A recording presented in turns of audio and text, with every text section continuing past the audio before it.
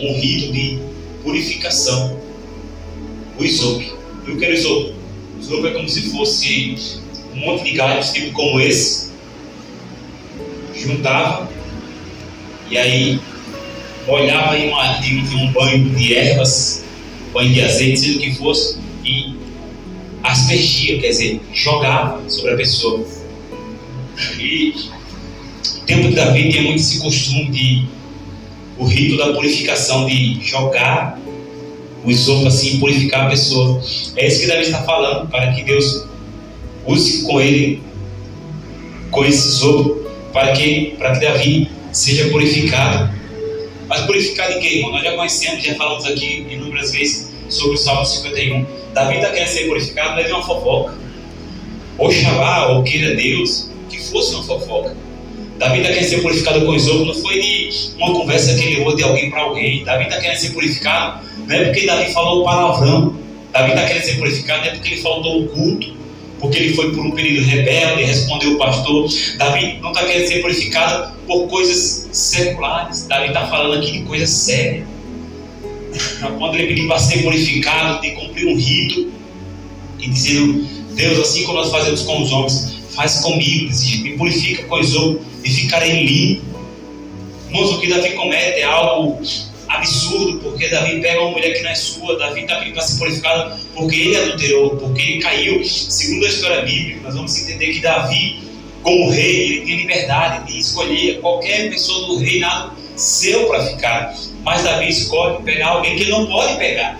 Davi escolhe usar alguém que ele não pode usar. E não fosse o suficiente Davi se deitar com Betseba, ter relações com Betseba. Davi caiu não pela fofoca, mas caiu por causa do adultério, do seu coração impuro. Davi, como não for suficiente, ele ainda manda matar o marido de Betseba.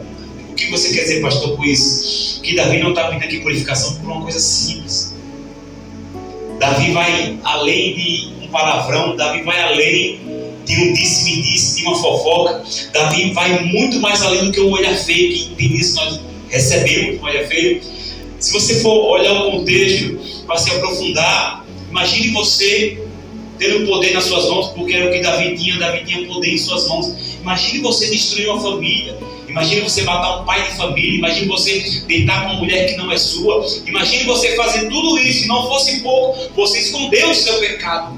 Não, aconteceu no palácio, ninguém viu, trouxe Betseba, ela ficou comigo, então eu vou ocultar isso aqui aos olhos dos homens. Então, Davi não está pedindo uma simples purificação porque brigou com a mulher, porque desuniu com o irmão, porque o irmão se congregou. Davi não está pedindo para Deus limpar ele, purificar ele, fazer o rito da limpeza com isopo, como diz o Salmo 51, versículo 7, por coisas banais, coisas fáceis de se resolver. Davi, quando ele acha que ocultou tudo dos homens, Deus levanta um homem chamado Natã. Até então a história bíblica não conta nada sobre esse profeta. Até então ninguém nunca ouviu falar desse profeta. Mas ele surge e eu estou me arrepiando por causa disso. E ele surge do anonimato para entregar uma mensagem que ninguém no reinado tinha coragem de entregar. Porque é assim, quando Natã entra naquele palácio, eu repito aquela semana que você.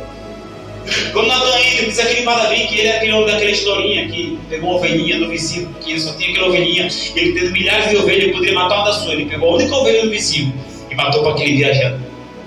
Se Davi se revolta e diz: você está mentindo, profeta, mata esse profeta. Natã perdia a cabeça na hora, sem ninguém pensar. Você está entendendo a responsabilidade de ser um profeta? Profeta é aquele como João Batista, que tem dias que está pregando, está batizando Jesus, mas uns dias depois está perdendo a sua cabeça. Você está entendendo a responsabilidade do profeta? O profeta é aquele que todo mundo ovaciona quando Deus faz um milagre através dele, mas quando falha é aquele que todo mundo aponta e joga pedra. Natã, então desconhecido, entrou no palácio e revela o que Davi revela para nós no Salmo 51. Falando no nosso linguajar, Davi está tão podre. Ele está tão podre que ele não vê outro modo de pedir perdão a Deus. Diz: Senhor, pega a planta, põe e me purifica. Você está entendendo? Davi não está caído porque ele falou mal do pastor. Davi não está caído porque ele brigou com a esposa em casa.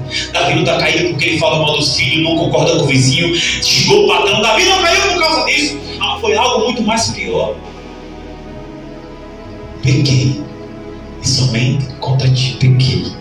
Purifica-me com isopo, faz o rito comigo, Senhor, que eu já conheço esse rito, e ficarei limpo, lava-me e ficarei mais branco do que a neve.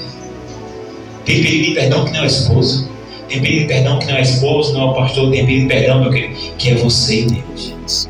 Amém. Tem coisa que você precisa se ajoelhar, confessar para o Senhor e dizer: mesmo eu sendo uma mulher, um homem chamado segundo o teu coração, eu extrapolei todos os limites que era me permitido. Agora você entende um pouco do que Davi está falando.